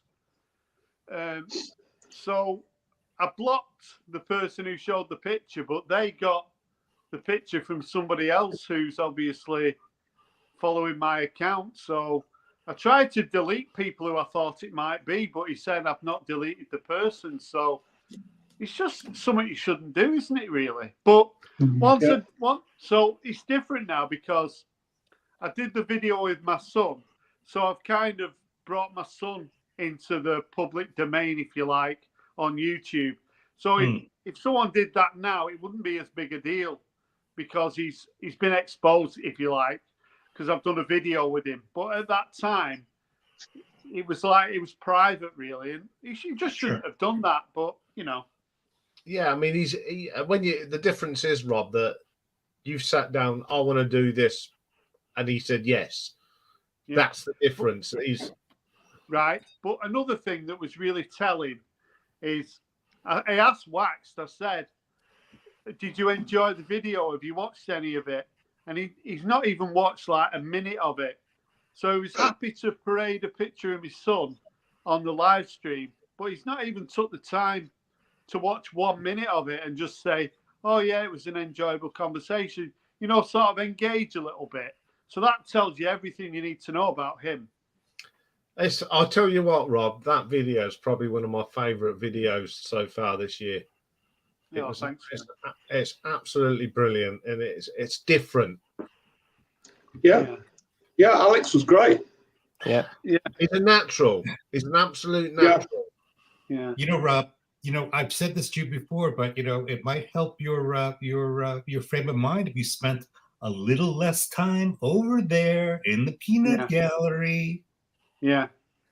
I like to spice it up though, don't I? But yes, I did pop in this week, obviously, just to provide people that know Naomi that I've spoken to, other than she's safe. Yeah, and that's all I went in for, and found out how Dees was, because obviously Rachel said that she'd been in contact with Dees and he's safe as well. So that putting everything aside, it was nice that we were there focused on something important like people we know in Israel, and that was okay. But I didn't hang around, to be quite honest. No. But I mean, this is the problem though. You know, even if you get sort of like these odd sort of lucid moments on that stream, you know, a little bit of sanity, it very quickly degenerates. It's like an explosion, and all of a sudden you're in this sort of like absolute dreadful sort of. I don't know how to describe it, but you know, it's just not nice. I think I mean, personally, I think it's 50-50 really. Sometimes when you watch it, it's really enjoyable, but then other moments, but I've said it before, if you're doing a live stream 7 days a week for 3-4 hours, it's going to go off the rails because that's part of the attraction. It's not just people just talking about music. You know, you can watch videos and watch loads of things on YouTube about music. When you watch that particular stream, part of the attraction is you don't know what direction it's going to go in. And that's why people watch it. A lot of the people who are in the peanut gallery, they haven't got a channel. They haven't got a life. So they enjoy the interaction on there. It's like their 5 minutes of fame, isn't it? I suppose so, but I mean, it's not a live stream though, is it? It's a TV show. Well, yeah, it's it. I don't think we should say. I know Michael is part of the parody of it, but I don't think you should get too hung up about it. It serves a purpose. It's not for everybody, but I don't like attacking it too much because it does entertain me, you know. Well, yeah. I mean that's right. It is, you know, despite everything, it can be quite entertaining. But yeah, there you go. It's just, boy, it's a fun shit show, and then Mr. pops. Actually, based on his emojis. That's Mazzy, yeah. It's lovely to see you in, Mazzy. Thank you for popping by. You're always. Yeah, well, yeah. I mean, Mazzy's a great. You know, he has his ups and downs, but generally, when you're watching Mazzy, you know, he's good value. Yeah, I don't mind saying this. I've got a lot of time for Mr. Maslow, and I'm just. It's lovely that you pop in and see me. It's really nice. I'm surprised because he's off to New York this weekend, so it's going to be very busy. So I don't know whether he's in transit or he's leaving tomorrow, but I know he's going to New York this weekend. Oh, very nice. All right. Yeah.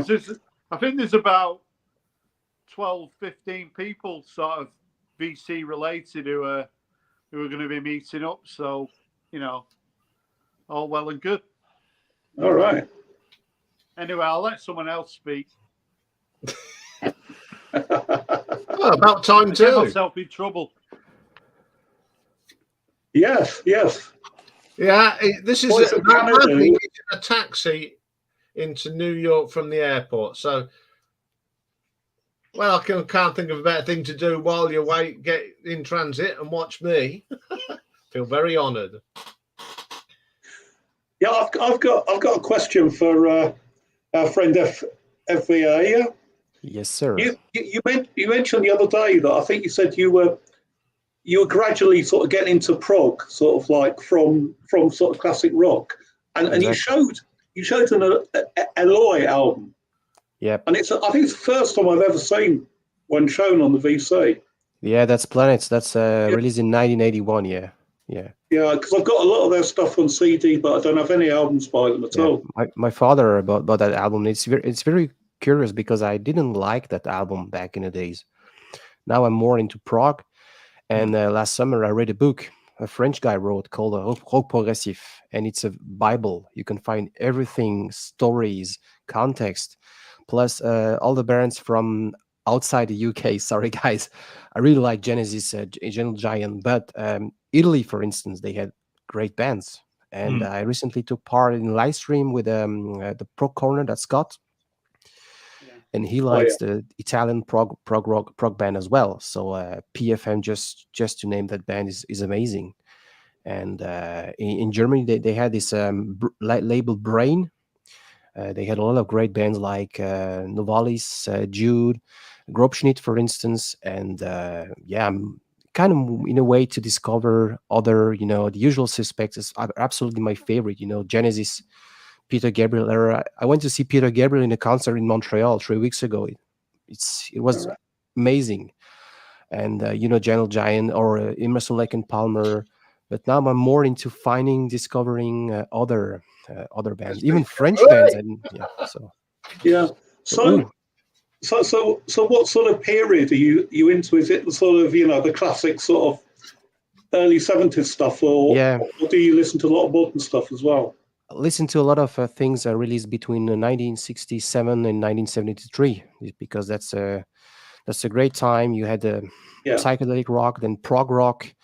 You had two major albums that changed the deal in '69. Chicago the first album with a jazz fusion to contain a sample. Led Zeppelin changed the deal. After that, no one made psych anymore. And In the Court of Crimson King, amazing record.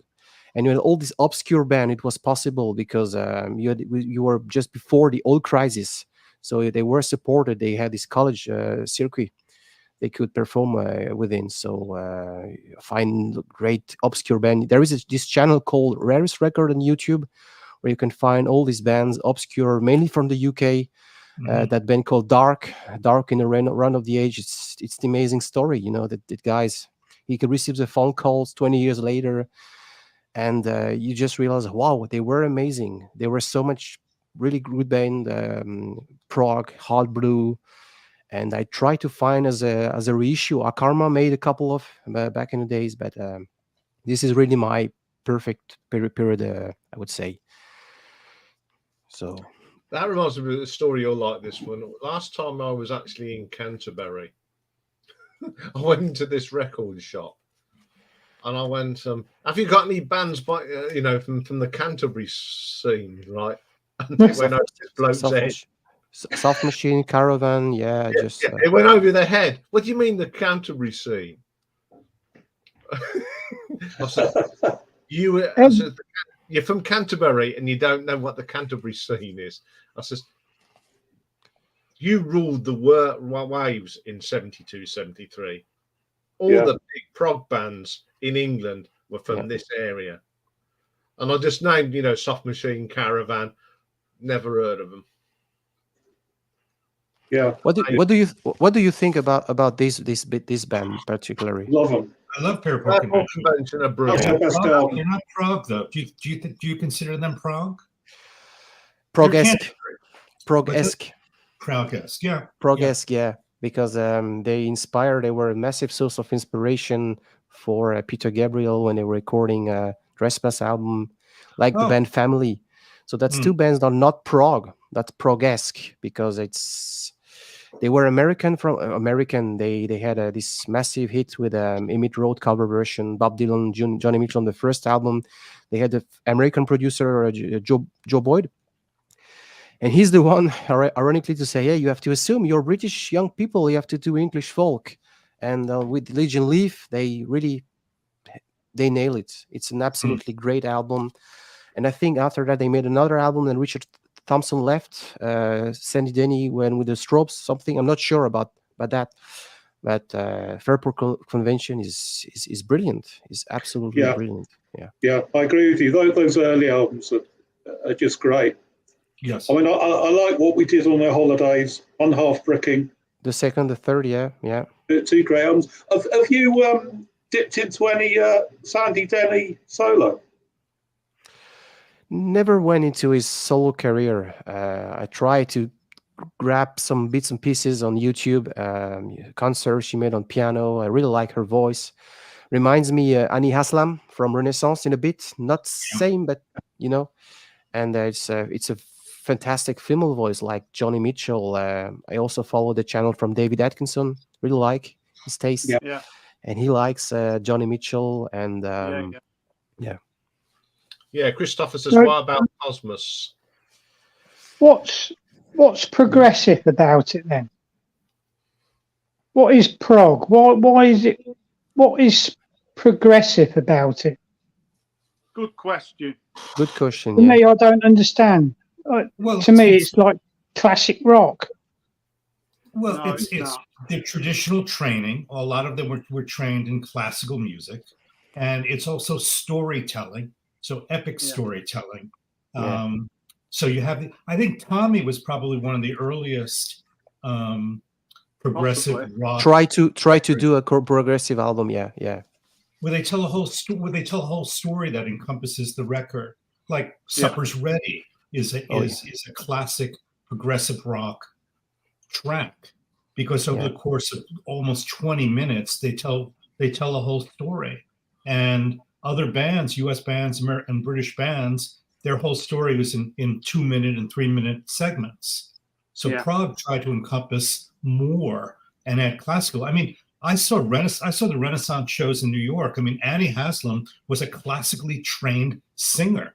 I mean, when those guys played before an audience, you know, in the Lower East Side of New York, I mean, it was so odd because they were all so well trained and so professional. Probably the next night, a rock band went on stage, and you know, the difference was just, you know, so strong. Oh, Yeah, they were. Yeah, they that is were. a British. What else have I picked out? Oh, yeah. Oh, that was the album I got. That was the album that got me into them. Yeah.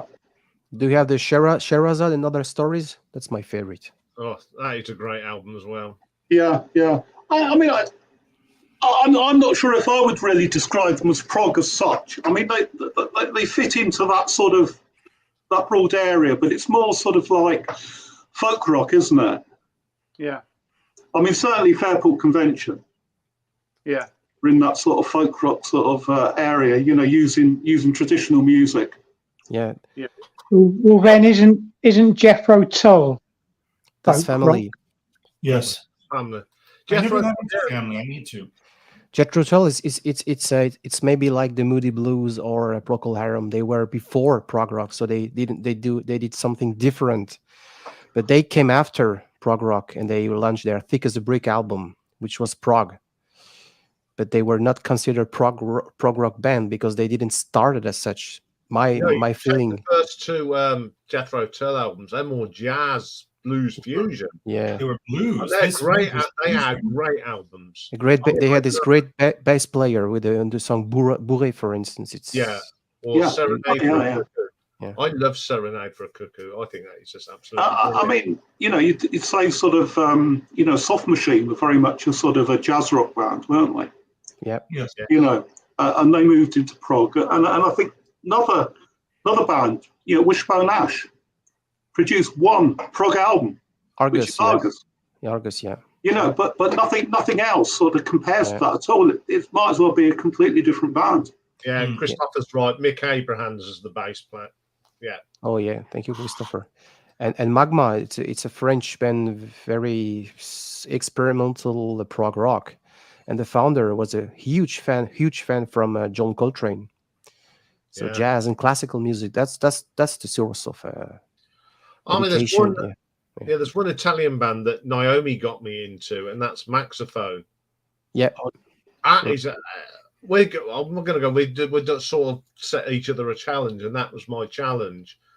And I had to listen. She says there's the English version and the Italian version. She says, but you must listen to the Italian more to get into the feel of the. And it's a fantastic album. That Maxophone album. Did they only make the one, Ian? Yeah, they just made the one under the name Maxophone. Oh, yeah. It's a brilliant album. Museo Rosenbach is also great. Yeah, sorry. Yeah. Go on.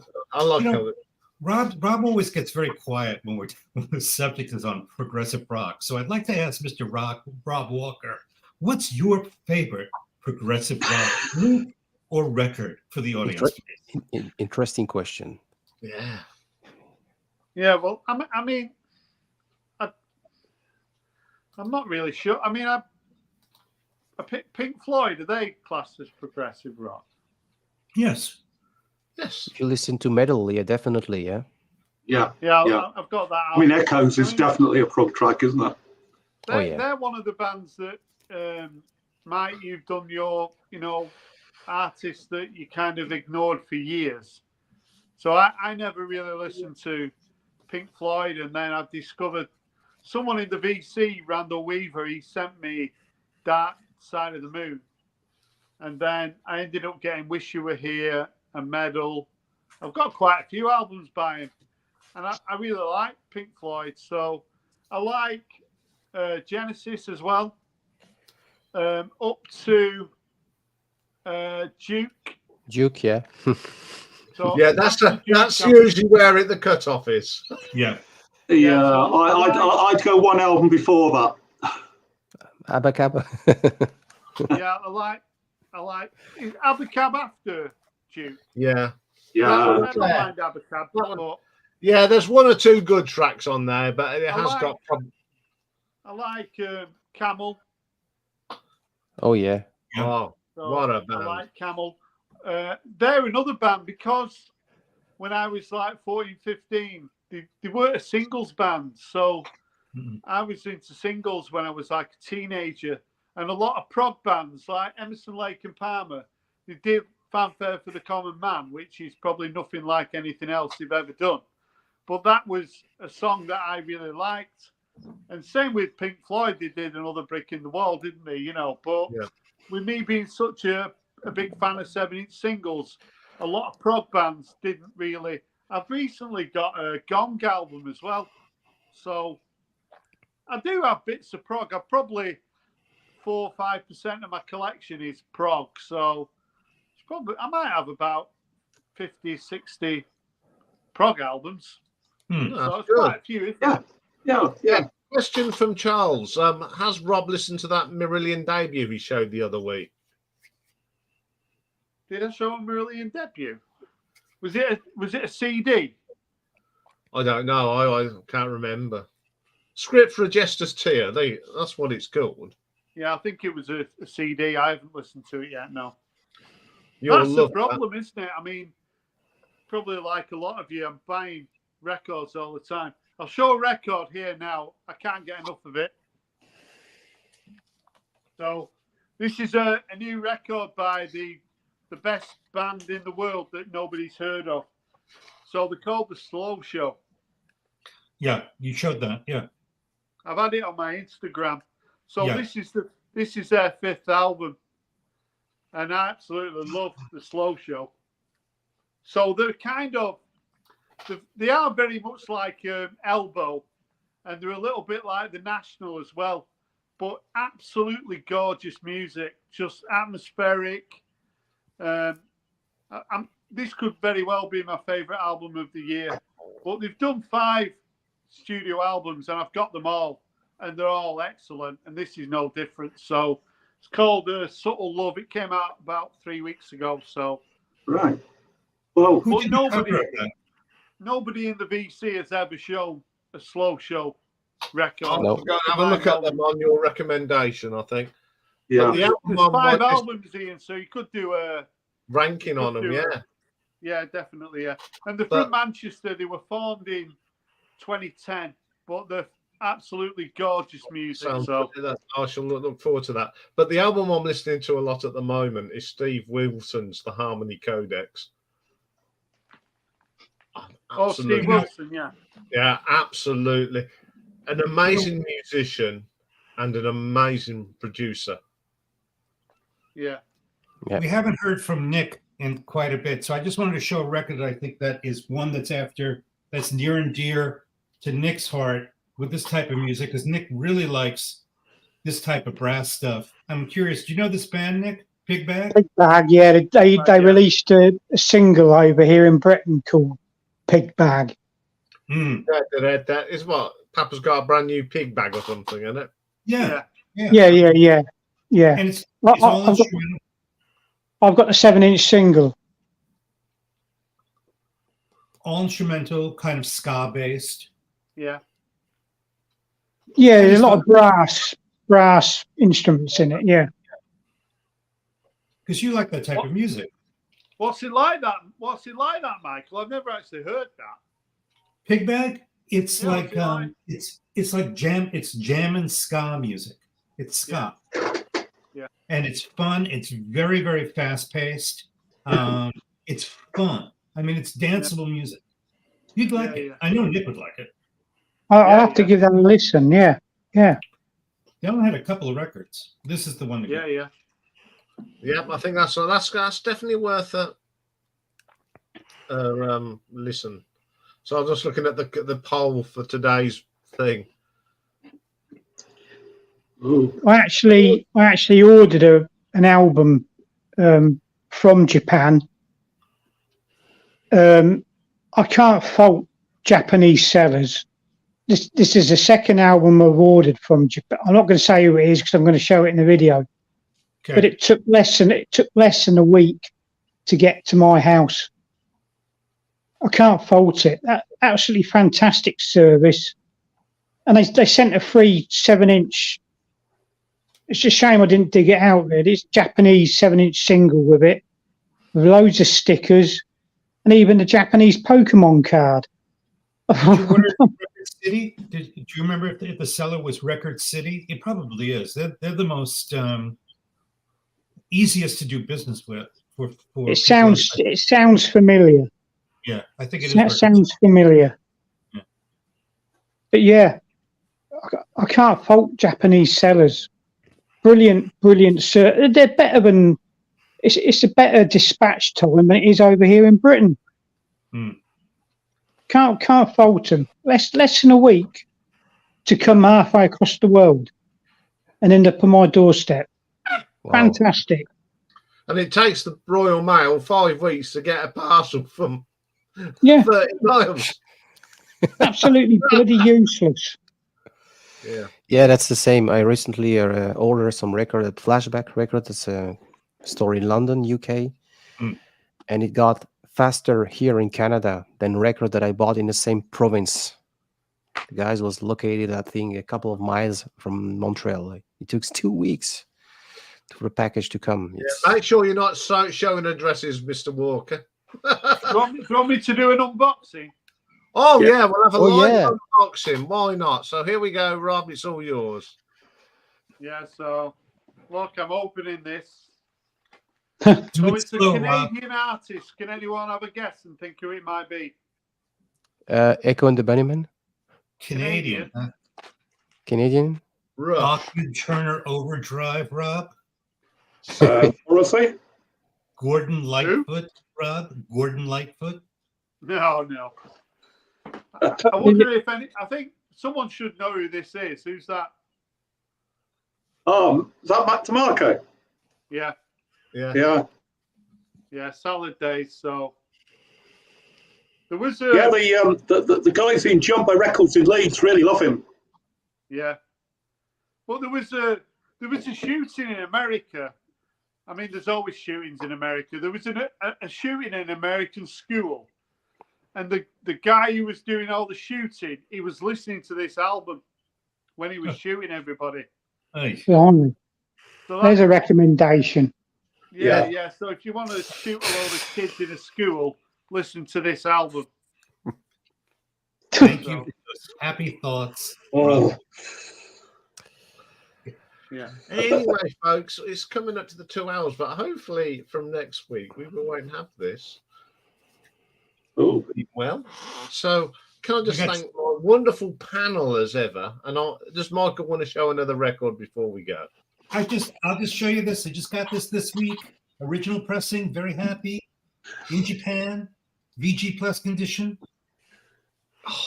Oh yeah. I know I showed the CD. I'm a big fan. What can I say? Yeah. I was listening to some John Baldry today, but when he's working with Alexis Corner. Album. Anyway, just before you go, can I just show? Yes. Some singles, all by the same artist, and it's the covers of the that I really like, and it's a band that no one else shows. It's the Lovely Eggs. So this is Drug Bragging. This one's called Wiggy Giggy. Okay. Big C. Well, that's a nice cover. Yeah, they're brilliant, aren't they? This Decision. Yeah, love that. Lovely legs. Still Second Rate. There's Long Stem Carnations, and the artist is a guy called Casey Raymond, and this one Yeah, nice then. is Mike. I Moron, and the B side of this is Dum Dum Boys. So it was written by Bowie and Iggy Pop, and Fantastic. Iggy Pop actually sings on this. And the labels as well, done by the same artist. And I buy these singles mainly for the covers. So there you go. Yeah. Nice then, Mike. Cool. Right, there were some nice covers there. Yeah. Once again, thank you for everybody. And Wiggy Giggy will stay with me for the rest of my life. yeah, I think Yeah. it will. You should give it a listen, Nick. Yeah, I will. Yeah, I'll report back next week. yeah. Yeah. Okay, thank you Okay. very much, guys. Tomorrow I'm reviewing the redone of Roger Waters' Dark Side of the Moon. So that'll be a topic for next week. Thank you very much for watching, everyone, and thank you for my wonderful panel. Big wave, everybody, for the thumbnail. Right, bye-bye. Bye-bye. Thank you. Okay, thank you very much, guys. Take care, guys. Right. Bye. Cheers, mate. Bye.